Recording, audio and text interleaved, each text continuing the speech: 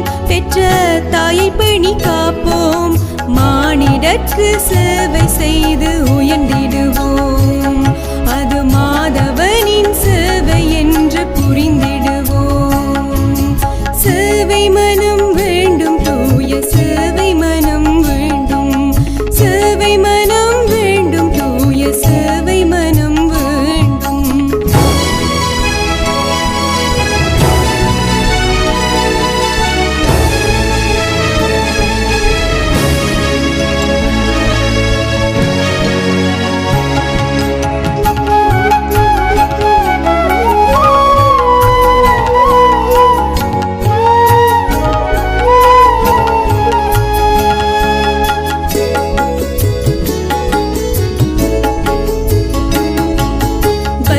சாயி போதனைகள் செவிமடுப்போம், என்றும் பாபாவின் சொற்படியே நடந்திடுவோம்.